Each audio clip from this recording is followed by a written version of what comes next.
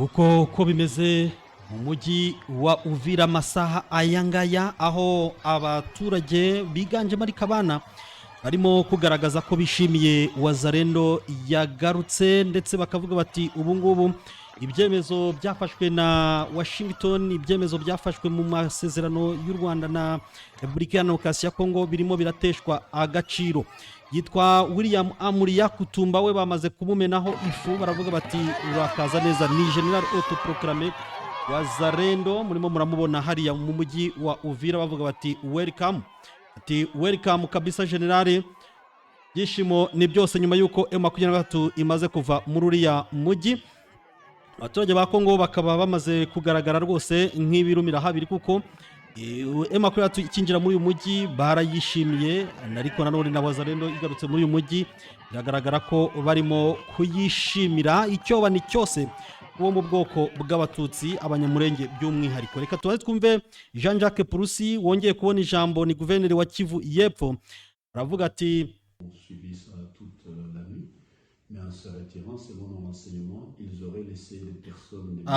icyo nabwira abaturage bose nuko amakuru duhabwa n'ubutasi nuko kirimo M23 muri uriya mujyi wa Uvira bambaye mu buryo bwa gisivili ariko bitwaje intwaro. Bo rwose kirimo gituma bakirimo ni ukugira ngo babashe gukora ibibi bize kwitirirwa Wazalendo. Ubundi baravuga bati tuje kurengera abo mu bwoko bw'abatutsi abanyamurenge, ariko ntabwo ari bo baje kurengera, bari mu nyungu zabo bwite, ntabwo ari inyungu z'abatutsi kuko nabo barindiwe umutekano. Dukomeje kubabona muri uyu mujyi rero, mwarabibonye namwe mwese, bafite uburyo bwinshi bakoresha kugira ngo badusige icyasha. Ikiriho cyo nuko rero bidashoboka ko bava muri uriya mujyi burundu, kuko nubwo basubiye inyuma mu bice bitandukanye, bagiye begera mu bice bitandukanye bikikije umujyi wa Uvira, kandi intwaro zose ziri kureba muri uyu mujyi. Igihe icyo ari cyo cyose dushobora guhura n'akaga gakomeye bitewe na M23 yitwa ko yarekuye uyu mujyi. Jean-Jacques Purusi. Mu gihe rero Uvira ikomeje akavuyo kadutse nyuma yuko M23 ikiyuvamo, Jean-Jacques Purusi nyine ahumurije abanyamurenge, nabyo turabigarukaho neza. Generali William Amuriya Kutumba we akaba yatunguwe muri uyu mujyi aterwa ifu y'akawunga. Nubwo bimeze bityo, ihumure ryatanzwe na Jean-Jacques Purusi ntiryumvikanye. Urusaku rurimo kumvikana hari mu mujyi wa Uvira ruragaragaza ko abo mu bwoko bw'abatutsi inzu zabo zirimo gusahurwa, babita abanyarwanda. Ibiro bya leta byatangiye gusahurwa hariya za Karundu. Amasasu make nayo yatangiye kumvikana muri rusange muri kariya gace ka Kivu y'Epfo. Nitwa Jerome Munyentwari, Kevin ari kubanga bw'ibyuma, turaje mu kanya.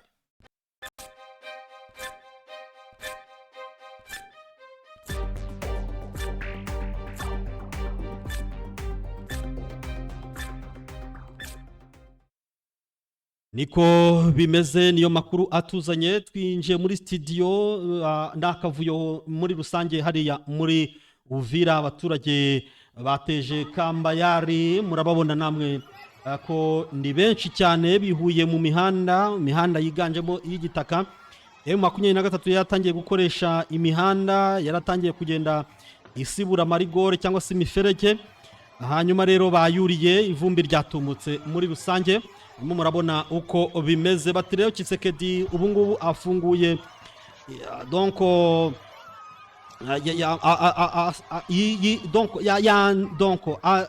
ibyo Tshisekedi akoze muri rwa mujyi bigayisha cyangwa se biseka bikomeye imigambi ya Leta Zunze Ubumwe za Amerika cyangwa se President Donald Trump ubwe.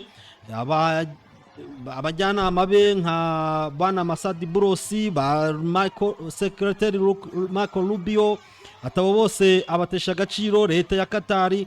Ati kuko urabona neza cyane ko ibiganiro by'amahoro byaba ibyidoha muri Katari ndetse n'ibyi Washington muri Leta Zunze Ubumwe za Amerika nyuma y'amasezerano yasinyanye n'u Rwanda, ati rwose ntabwo bibashije kubahirizwa kuko ahangaha kuba M23 ivuyemo hakagaruka za Wazalendo hakagaruka za FDLR hakagaruka ingabo z'u Burundi ndetse na za FARDC hataje MONUSCO ngirinde umutekano hano muri Uvira bitesheje agaciro byose mu byagiye bigerwaho muri amasezerano. Ati mu by'ukuri abaye imfabusa. Ati rero kuko ibigaragara M23 kiva muri uyu mujyi Tshisekedi we yahise awubibamo ubwoba yoherejemo aba Wazalendo ubu nibo bari gukora ibishoboka byose ngo barebe niba nta erema cyangwa se nta murwanyi wa M23 kiri muri uriya mujyi ubundi batangire bakore ibibi byose bishoboka. Bati ndetse n'imbonera kure bwo zahise zambuka ingabo z'abarundi nuko nguko bati ikibazo kirakomeye cyane kuba akaga kagiye kugwira abaturage cyane cyane mu bwoko bw'abatutsi bo muri uyu mujyi wa Uvira cyane ko batangiye gusahurwa cyane ko rwose batangiye kwibirwa ibyabo amazu barimo barayabomora nyuma yuko AFC M23 yo nta kibazo na kimwe yari ifitanye n'abaturage murimo murumva rero n'amasasu ya hato na hato. Byabaye ngombwa ko General Amuri Yakutumba uyu nguyu yaragiye hariya yari yibereza Baraka hiryo za Fizi kuko yarabasa nk'uwinyegeje ahita agaragara muri uyu mujyi wagira ngo yawucungiraga hafi ubundi ahageze rero bamumena hifu. Bati rwose uri umuVDP mwiza volonté pour la défense de la patrie ati urakaze cyane noto proclamé ariko ntago ari umwe mu ngabo za Repubulika Iharanira Demokarasi ya Kongo. Abaturage rero bamubanye uruvunga nzoka baramwuzurirana barangije bati urakagaruka neza uyu mujyi wacu ukwiriye kurindwa n'abanyekongo. Abanyarwanda bati bagende bati ba M23 bihisha muri iyo sura kandi n'abanyarwanda bati bakwiriye kuba bava muri uyu mujyi mbese bamwe barishimye abandi barababaye. Ubwoba ni bwose muri rusange cyane cyane ku bwoko bw'abanyamurenge bo muri aka gace ka Uvira. Guverineri d'Isud Kivu Jean-Jacques Purusi ubwo ni ku ruhande rwa Repubulika Iharanira Demokarasi ya Kongo aravuga ati rwose ibirimo kuvugwa mu matamatama bavuga ko niba M23 ivuye muri uyu mujyi abanyamurenge cyangwa se abo mu bwoko bw'abatutsi bagiye kugira akaga ahubwo tugize amahirwe tubonye M23 ifashwe n'u Rwanda iragiye kandi rwose ntimugire ngo twebwe tuzanywe n'inabi tugarutse dushaka ko ikibazo gikemuka ndetse abanyamurenge bubahwe kandi barindirwe umutekano. Ati ntihagire ugwa mu mutego wo gukwirakwiza imvugo zibiba urwango. Yitwa Jean-Jacques Purusi uyu nguyu rwose aho yibereye. Ati rwose icyo mbasaba bavandimwe nuko numutagwa mu mutego tufite kuturana tudatongana dufite guturana neza ntimushake kuzana akavuyo kuko twebwe ntitugakunda. Ati abashi abanyamurenge abavira ababemba abafurero ababuyu abahure ati mwese mureke tubane mwava mu zindi ntara zitandukanye na Kivu y'Epfo ntimwumve rwose ibinyoma bya politike mwebwe mureke tubane neza. M23 ifashwe n'u Rwanda yagiye ibindi rero byagiye bitangazwa na AFC M23 u Rwanda rubiri inyuma rwose bavuga ngo baje ngo kubohora abanyamurenge ariko ibyo ni ibintu by'ibipirate biri aho ngaho bo bahamagaye abanyamurenge ngo tuzanye igisubizo ariko ntabwo bari ku nyungu z'abanyamurenge bababwira bati muze mudushyigikire ariko n'ukubahata ntabwo nabo barabizi ko barabizi neza cyane ko u Rwanda rutari gukora mu nyungu zabo. Ati mu by'ukuri rero M23 yavuye mu mujyi wacu ibyo binyoma rero mureke kubyumva ariko nanone nimujye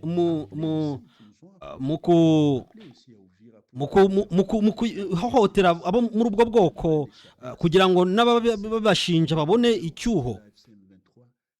Urumva rero bamwe bahatiwe kuva muri uyu mujyi bababwira ngo twigendere ngo kuko nibagaruka barabamerera nabi, ariko rwose ntimubihe agaciro mwebwe abagihari, ntimubihe agaciro, ntabwo dukwiriye kubitindaho. Ati twebwe rero icyo twibereyeho cyangwa dutekereza ni uko namwe nimumara kugera iyo ruguru aho ngaho mwagiye, muri buze gutekereza kabiri mukigarukira mu byabo, mutahe mwisubirire mu byanyu, kuko abanzi bo bamaze kuvamo rwose. Ndasaba abaturage ntimushake kugira abantu muvangura muri mwe, ngo mwibasire ibikorwa remezo byabo, ngo mwibasire amaduka yabo, mwibasire insengero, ahubwo mujye mu mirimo yanyu, mukore, muhinge, mucuruze, buri wese akore biri mu burenganzira bwe. Abanyamurenge rwose n'ubuyobozi bwacu turabasaba kugaruka mu mujyi wa Uvira mwese, ntimugire ikibazo icyo ari cyo cyose, kandi ibyirimo gutangazwa na M23 ntimubigwemo. Ni imitego igomba gufata ubusa, byanjye bikunde. Kandi twebwe nk'abayobozi nicyo tubereyeho, ni ukubabwira ko twebwe ibibazo mufite tugomba kubikemura, nta nubwo dukeneye ko rwose mwongera kugubwa nabi. N'uwaguwe nabi umunsi umwe ntabwo bishoboka ko byongera gusubira ukundi. Ubwo rero turashimira abagumye mu mujyi wa Uvira, batumvise ibinyoma mu makaritsiye yose y'umujyi wa Uvira. Uko bimeze kose, FRDC n'aba VDP n'abafatanyabikorwa bacu bose baje kugira ngo barinde kominote zose, bahereye ku basha barega Abanyamurenge, Abavira, Ababembe, Babaki bose, Ababuyu, abo bose tugomba kubarinda. Buri wese agomba kuba afite uburinzi. Nimugwe mu mutego rero babwira ngo oya, ngo urabona, ngo mwakwiriye kuba muva muri iki gihugu, ngo ari buze kubabwira ngo mutahe iwanyu ni hano. Ntabwo baza kubagabaho ibitero ku nsengero zanyu hehe hose. Nimugwe muri uwo mutego rwose, ntagire umuntu batera ubwoba, ahubwo mureke abantu mwisanzure mwese, buri wese mu burenganzira bwe. Tugiye kongera bagaragarize gahunda y'ubutegetsi bwa leta mu rwego rwo guhangana n'uyu mutekano mukeya. Icyo tuzi cyo ni uko buri wese ari buze kwiyumva mu butegetsi bwa leta. Sosiyete sivile mudufashe mu byumvisha abaturage. Turashaka ko mu by'ukuri tubona igisubizo ku bibazo byacu. Turashaka gukomeza kubana mu mahoro hamwe, kandi rwose nohereje ubutumwa ku mpunzi ndetse n'abantu bari kubabazwa mu by'ukuri n'ubuzima bwo mu nkambi. Nimwigarukire iwanyu, kandi turi kumwe, ntimutekereze ko twabibagiwe. Urumva rwose uko bimeze kose, tugiye kubasinyara mube mwakigarukira iwanyu. Nitumara kugeramo neza, twicaye neza, tubona neza ko nta M23 ikiri muri ibi bice, kuko tugiye kubanza tugenzure niba nta bisasu basize bateze, turebe niba mu nzu zanyu niba nta banzi bakihishemo, turebe niba abaturage basanzwe n'ubundi batahunze, tubarindiye umutekano neza, mbese nta mwanzi ukibavugira. Ubwo rero twebwe turi buze kubabwira, hanyuma tubabwire rwose mugaruke. Ndababwira abacuruzi, ntimugire ubwoba, ahubwo mwikorera akazi kanyu, mucuruzi ko mwagacuruje.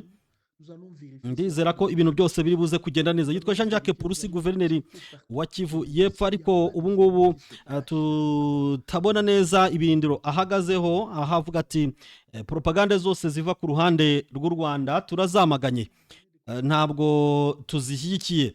Ubwo rero M23 ikiva muri uyu mujyi wa Uvira, abitangaje M23 ikiva muri uyu mujyi wa Uvira mu rwego rwo guhumuriza abaturage. La ville d'Uvira ikaba donc kuva muri gitondo cyo kuri uyu wa 18, mu gitondo cyo kuri uyu wa 18 amashusho arahari ni menshi cyane, agaragaza ko nyuma yuko yarimo ivamo ku mugoroba wo kuri wa 17 mwabibonye amashusho arahari yose. Abaturage rero bwakeye rwose binjira mu mihanda, bavuga bati ubu noneho turabohotse, bati ubu noneho tubonye ubuhumekero, bati ubu noneho rero twakidegembya. Ariko ku rundi ruhande ugasanga nyine abo mu bwoko bw'abatutsi mu by'ukuri barahangayitse kuko batangiye gupiya, batangiye kubanyanyasa cyangwa se kurasa amasasu anakanga abaturage hariya mu bice by'inkengero z'umujyi wa Uvira.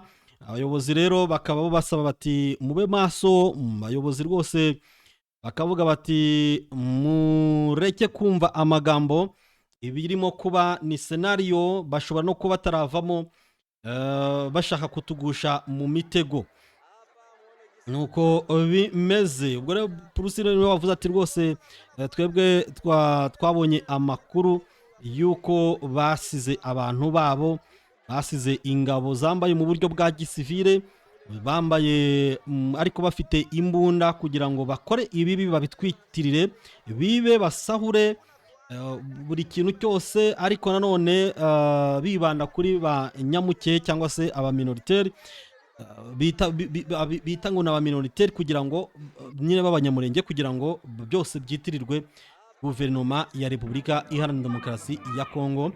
Rero ibyo ntabwo birimo. In the immediate aftermath of the withdrawal of AFC M23 from Uvira, Wazalendo supported supported and armed by Kinshasa invested the city, began shooting at civilians, attacking families, destroying shops, warehouse, public buildings, plundering and all they can.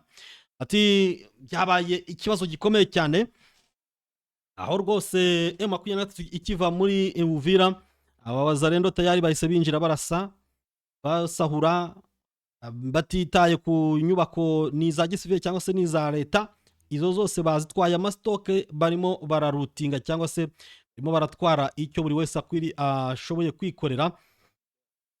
Nk'aha ngaha murimo murabona ni ku mupaka neza wa Kavimvira, aho uyu nguyu basahuye igikira, ni igiti gisi cyo kiramufasha iki. Ati abantu rwose barimo barava mu nzu zabo, ubundi bagatangira gutwara buri kintu cyose, ariko ari nako barimo kunywa ibiyobyabwenge nka za kanyanga. Bati rwose murabona ko barimo gusahura, ndetse n'abarundi bashanyaraje rwose. Bati n'abarundi bacanye maremare nabo batangiye kubeba cyangwa se gutwara ako bahuye nako. Mujyi wa Uvira rwose turimo turagenda tubicungira hafi kenshi cyane. Uvira amazu y'abatutsi ngo niyo yibasiwe cyane, barimo kwibwa. Abazarendo baragaragara muri za video, bamwe barasa amasasu, abandi nta kintu tugomba kusiga inyuma. Bati iby'abanyarwanda byose nimugisige na kimwe, buri nzu muyigeremo ipfa kuba uzi neza ko ari y'abanyarwanda, amasasa aravanze. Bati rwose byose mubyinjiremo. Ari urusengero ngo rwari rufatwa nk'urw'abatutsi, cyangwa se ubwo kwa kundi abanyamurenge baterana bakisengera bagasirimba. Mu gitondo cyo kuri uyu wa 18 z'ukwa 2026 mu gitondo rwose bagiye bararusenya, bararwiba neza, n'ibikoresho byo kuri aritari byose babitwaye. Abasivile 5 rero bamaze kuraswa ubu tuvugana. Mbese muri Uvira biragenda bizamba, birimo biragenda bimera nabi cyane. Barimo bariba, barimo barasahura. Ba Wazalendo bamwe bahereye hara ku cyambu cya Kalundu, barasahura batitaye ku nyubako za leta, barasahura batitaye ngo ibi ni iby'abasivile cyangwa se ni ibya leta. Byose barimo kutwara inzugi, amadirishya, amakese, ibintu byose, ma office cyangwa se ameza yo mu biro, yose barimo baratwara ushoboye ari kujyana iwe akavuga ati ngewe rwose urabona nk'aba ngaba barimo barabyirukankana bavuga ati rwose natwe tugiye gutereka ofisi mu rugo. Hanyuma se finally bizagenda bite? Ni ikibazo gikomeye rero muri Uvira. Des scènes de pillage attribuées à des civils ont été enregistrées ce matin à Uvira, au lendemain du retrait du M23. La ville demeure jusqu'ici sans véritable dispositif sécuritaire, hormis quelques éléments Wazalendo aperçus dans la matinée lors de leurs entrées en ville. Wazalendo binjiye bo rero basahura, abaturage nabo muri icyo cyuho bahita bakibyaza umusaruro. Sinzi niba ari ukukibyaza umusaruro cyangwa se niba ari ukwihemukira, kuko nanone ahangaha ntiwavuga ko bifite agaciro. Reka tubanze twumve inama za muganga ubundi tuze kugaruka kuko amakuru yo arahari ni menshi. Byose bitangirira Kapeka muri Uganda. Mu binyacumi bishize wagiye uhura n'abantu benshi cyane bakubeshya, bakwizeza ibitangaza, bakurya amafaranga yawe, bakubwira ko bagukiza ndetse bakuvura. Bamwe bakubwira ngo hano tuvura inyatsi, hano tugaruza ibyibwe, hano yewe dutanga umuti w'urubyaro, dutanga umuti w'urushako. Ariko byarangiye bakubeshya. Ubundi bushakashatsi bumaze ibinyacumi bitari muri bike bwemeje koko ko bakubeshye. Ni koko barakubeshye. Barakubeshye muganga Mwami ataraza. Muganga Mwami ni muganga w'igitangaza, muganga ubayeho muri ibi binyacumi. Ni muganga ukoresha uburyo bwa gakondo ndetse bwa gihanga kandi bwuje ubuhanga. Muganga Mwami aragukoraho ryake. Ese waba ufite ikibazo cy'inyatsi, urakorera ifaranga ukayoberwaho rigiye. Warashatse ariko urushako rwaranze. Uzengerejwe n'abajura bagucucura utwawe ugasigara ntacyo usigaranye. Nta bwirinzi bundi, bakongera bakagaruka bagatwara n'utwari dusigaye. Ese uzengerejwe n'amarozi, amategano, amahuherano ndetse na bamwe baguteza amahembe. Muganga Mwami ibyo ngibyo aragukoraho ryake. Muganga Mwami ntago ari kure yawe. Yes, mwabyumvise rero kwa muganga nuko biba bimeze. Tekereza ko rwose serivisi batanga murimo kuzisunga ku bwinshi, kuko ntabwo ari ibinyoma ibyo bababwira, birakoreka rwose neza cyane. Turacyari mu mujyi wa Uvira, aho nyine twarimo tubabwira ko abazalendo barimo barasahura amazu y'abaturage, ariko bakibanda ku nsengero, bakibanda ku bikoresho byabo mu bwoko bw'abatutsi.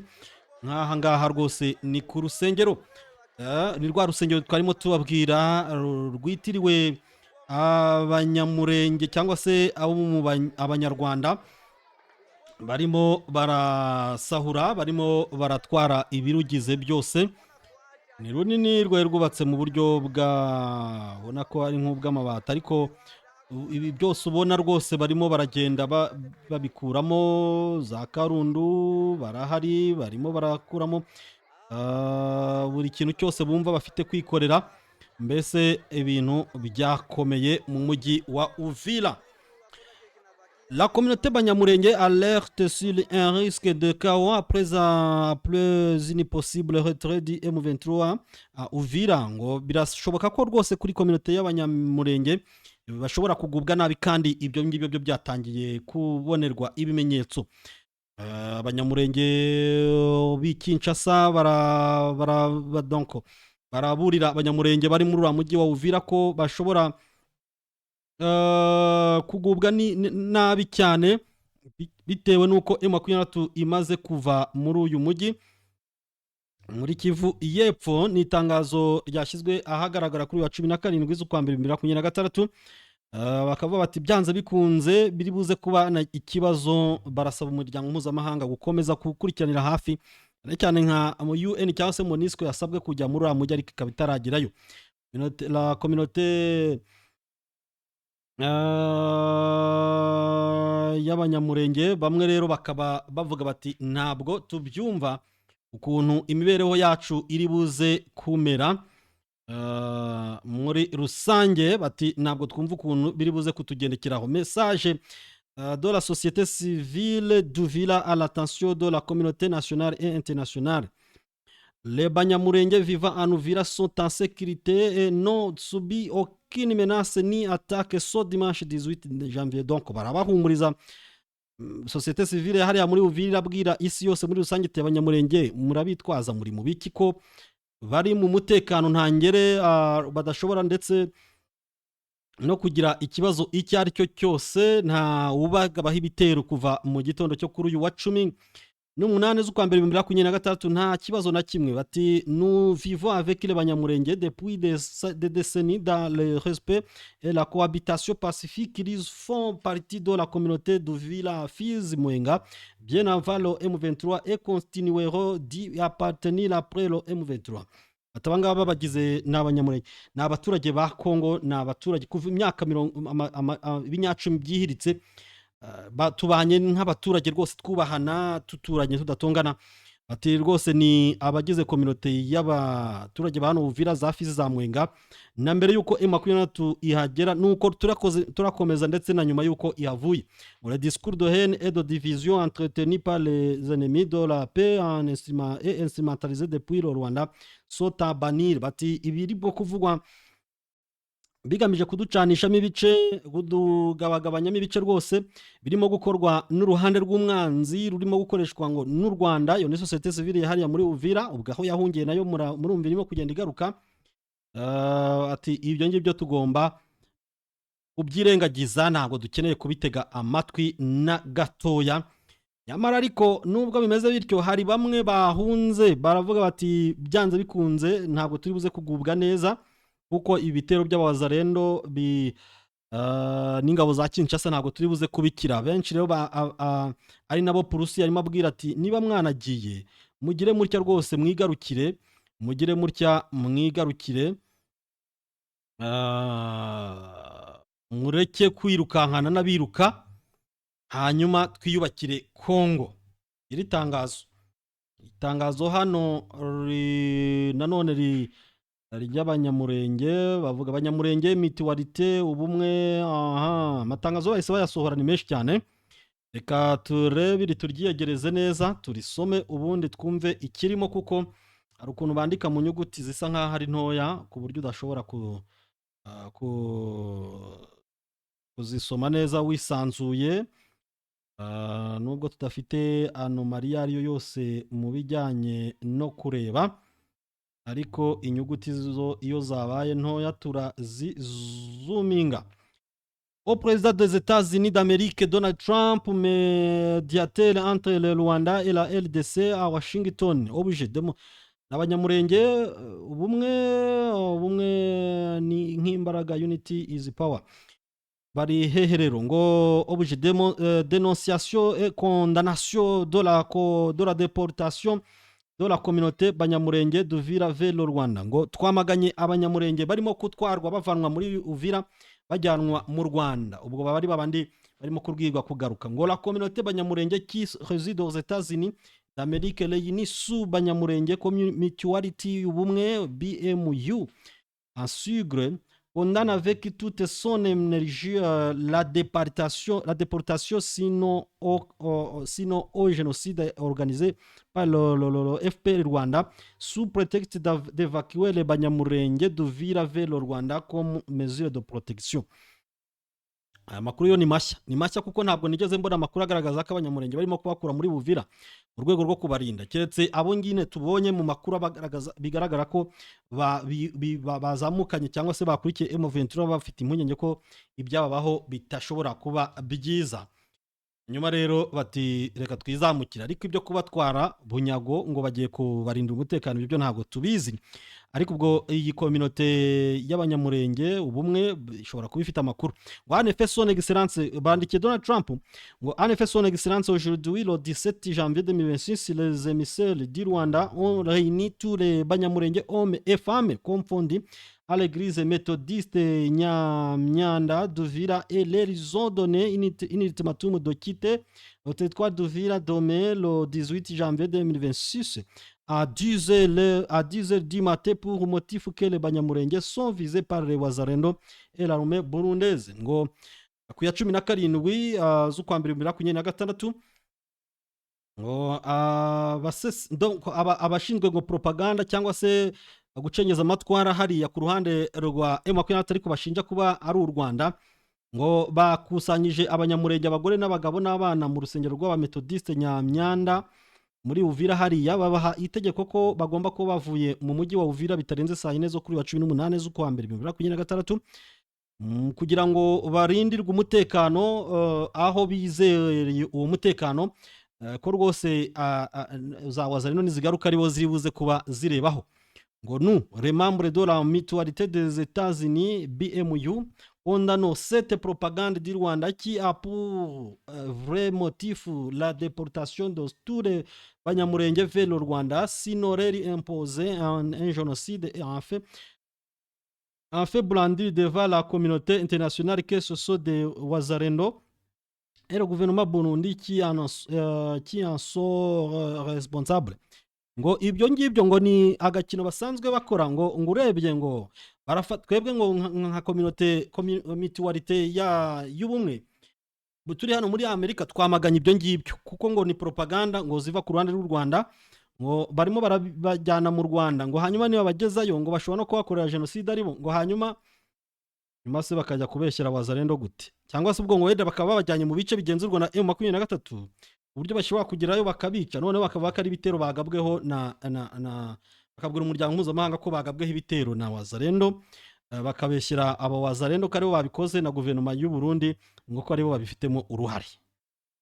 Politiki hano hanze iri kurwana n'indi kabisa. ngo nous arrêtons le président des États-Unis et toute la communauté internationale en général que la communauté banyamurenge est aux aguets du génocide initié par le Rwanda par SOFE. Nous demandons que les mesures urgentes soient prises afin de protéger la communauté banyamurenge d'Uvira, Minembwe et partout ailleurs dans les provinces occupées par l'envahisseur. Ikintu rero kita kiducangamo hano nuko abanyamurenge ubwabo bacitsemo ibice. Hari abashyigikiye MRDP twirwaneho bari kumwe na M23, hari n'abandi bashyigikiye FRDC wazalendo bari kumwe nyine n'ingabo za leta. ubwo abo ngabo ni bagumino, abo ni bagumino babo ku ruhande rwa AFC MRDP twirwaneho babita utugara cyangwa se ubwo ni utugarasha. hanyuma rero abandi nabo bakabita abantu babanzi b'igihugu abagambanya ibintu nk'ibyo ngibyo. ubwo rero abangabo muri Amerika bakaba bavuga bati turabwira isi yose kominote mpuzamahanga abanyamurenge ko rwose ducanye ku maso kandi turi tayari kurwanya cyangwa se kwamagana jenoside ngiri gutegurwa n'uruhande ngo rw'u Rwanda ubwo mu isura ya M23, kubera yuko dushaka ngo hafatwe ingamba zifatika kugira ngo ahubwo harindwe abanyamurenge y'abanyamurenge muri Uvira, muri Minembwe, ahantu hariho hose hagenzurwa ndetse n'umwanzi. Bikorewe muri Leta Zunze Ubumwe za Amerika ku ya 11 z'ukwa mbere 2025 ku bwa community y'abanyamurenge muri Leta Zunze Ubumwe za Amerika. basinye hari Maître Emile Muhizi Ndatabaye president, basinye hari Justin Ruhora imbere vice president, bagenera kopi perezida wa Repubulika ya Demokarasi ya Kongo Felix Antoine Tshisekedi Chilombo ndetse na perezida wa Repubulika y'u Burundi Igitega hariya General Neva. Iryo ni itangazo rishyizwe ahagaragara n'abanyamurenge ubwabo bavuga bati turabyanze, rwose habeho kuturindira umutekano. Ibi rero mu kanya biribaza kuba biri kunyomozwa n'abandi banyamurenge hariya bari muri kiriya gice cya Kivu y'Epfo, bavuga bati nyamara turi mu kaga, cyangwa se abari ku ruhande rwa M23 bati abangaba bamaze gutamira nta n'uvugana indya mu kanwa. barimo barabitinya cyane, mbese baterana amagambo ukayoberwa uko bimeze. M23 yamaze kwiviramo rwose, nicyo kintu kigaragara, kuko ibimenyetso byo gusahura ntabwo byabagaho mu gihe M23 yari muri iriya mujyi. Wazalendo yo baje nk'imvura igwa rwose, baratangira gusahura. Tangira gusahura, batangira kuvunagura icyo basize basanze, barakivunagura rwose. Abasivile ntabwo bamerewe neza, cyane cyane abagaragaye ko bashyigikiye M23. Rero abaturage bo bamwe barasaba bati mwongere muturengere nyamuneka, ibi ni ibyaha bikomeye cyane tugiye gukorerwa, turimo turayibona. Kandi kutaturengera ni ukwifatanya n'uri kudukorera ibyaha.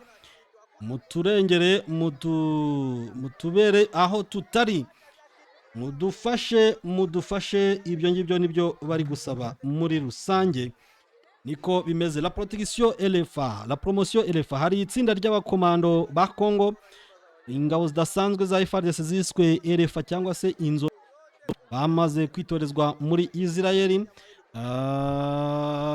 Ngo bakoze akazi gatoroshye buriya, ngo amakuru araza ukwinshi, bavuga ati kuba M23 yemeye kuva hariya muri Uvira ntabwo ari gusa, ahubwo usibye n'igitutu cya politike, bari banamewe nabi na drone za Repubulika Iharanira Demokarasi ya Kongo n'abakomando barwana bucece bavuye kwiga muri Israel, barwana nk'abarwana muri Chechnya. Ati rwose abo ngabo bageturaga cyane, ati bafite ikinyabupfura gikomeye cyane, bafite umuvuduko, bafite kunyaruka bikomeye, bakora kinyamwuga. Ngo bagaragaje ko rwose amasomo bahawe afite karite ifatika, bityo rero byagaragariye ku mirongo y'urugamba. Icyo bivuze akaba ari uko finally M23 yemeye kuva muri uriya mujyi, ngo yari igiye kuhashirira. Muri rusange bati nabo bakomando babahashije cyangwa se babakozemo. Ariko andi makuru yakomeje kugenda yigaragaza wa mugani ko inyeshyamba za M23 aho zifashe ubundi zitaziyashyira uburinzi, ingamba z'ubwirinzi Kongo itajya yemera, ivuga iti ni ingamba z'u Rwanda ubwazo ziba zibereye ku butaka bwa Repubulika Iharanira Demokarasi ya Kongo. Ariko ngo ikuba ibi bisasu byageraga mu mujyi wa Uvira hariya za Karundu, bikaba biherutse kwica benshi mu bayobozi ba M23, nubwo bitatangajwe ku ruhande rwa M23 ko hari aba ofisiye bakuru bahaguye, bari mu nama inzu bayibasenyeraho na drone. Ngo buriya ngo izo drone cyangwa se ingamba z'ubwirinzi ku ruhande rwa M23 zisa nkaho zabaye neutralize, zisa nkaho zitagikora, donc zagize brouillage, barazihakinze, ntabwo zashoboye ku buryo nyine kuvamo ari mu rwego rwo kugira ngo bajye ahantu haramburera hashobora gukingirwa ibyo bisasu. Nuko bimeze. Ubwo rero ngo nabo ku butaka baga bari gukora ibintu biteye ubwoba. Imirwano hariya yo ni indi ifite isura ikanganye, isura ikanganye. Abantu rero bati bigaragare neza cyane ku ikarita ko M23 yamaze kuva mu mujyi wa Uvira. Ati ariko hari ibyo mutumvise ku mpamvu yo kuva muri uyu mujyi wa Uvira kwa M23. Buriya ngo uwitwa Beatrice Gisaro yabigizemo uruhare. Uwo nguwo rwose ngo yabigizemo uruhare. Ngo il se murmure dans les salons quelque part que c'est Beatrice Gisaro qui a corrompu les Américains et surtout Marco Rubio pour que le M23 quitte Uvira. Uyu nguyu ubwo agomba kuba ari umugore wa Gisaro Alex, birashoboka. Nawe ni umunyamurenge, akaba minisitiri w'ibikorwa remezo Gisaro Alex. Hanyuma umugore we akaba ngo ari we wakorompye ngo Leta Zunze Ubumwe za Amerika, ngo na Marco Rubio, umunyamabanga wa Leta Zunze Ubumwe za Amerika ushinzwe ububanyi n'amahanga. Igitutu kijya kuri M23 bava muri Uvira. Ngo Gisaro uyu ngo niwe watumye ukuntu baba bakabije cyane, ukuntu baba bakabije cyane, ngo niwe watumye ikirunga cya Nyamuragira kiruka. Gute si byose bishoboka bite? Une campagne hautement organisée, savamment pensée, incluant des officiers des médias rwandais sympathisants de M23 a été conçue pour anéantir psychologiquement, normalement et même physiquement Béatrice. Une intolérance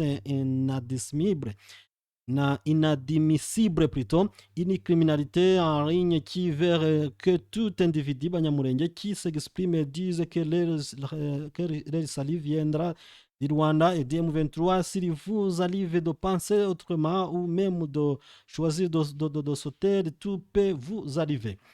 Tout en reconnaissant étant conscient de la vulnérabilité de Banyamulenge, je suis aussi de ceux-là qui dit non à l'instrumentalisation politisation pour des faits politiciennes de doléances d'un peuple mériteux, discriminé et abolo de l'élimination. Uyu rero akaba yaramaganye ibintu ngo byikoreshwa cyangwa se byo gukorerwamo kwaba mu bwoko bw'abanyamurenge, ngo ipolitike yitwazwa rwose ngo n'u Rwanda ugasanga ngo rurateza akaduruvayo hakurya. Ibyo ntirubyemera, n'ababivuga rwose rubafata nk'abacanganyukiwe, ruhereye kuri Amerika rugahera ku muryango w'abibumbye, nawo udahwema kubwirwa ko ibyo uvuga n'abegesperi bawo bidasobanutse kuko ntabwo bisobanutse. Mu gihe u Rwanda rutemera ko n'abo bantu bafite uburambe. General Bolingo Matani uyu nguyu yamaze gutabwa muri yombi. Yari muntu ki? Uyu selo de source sécuritaire, le général est accusé de complicité et de trahison en rien présumé avec les rébellions de la FCM23. Kwanga bw'ibyo murabifite. Ati batwereka se iyi foto ni igihe bamaze kumuta muri yombi ndetse bamushyizemo amapingu.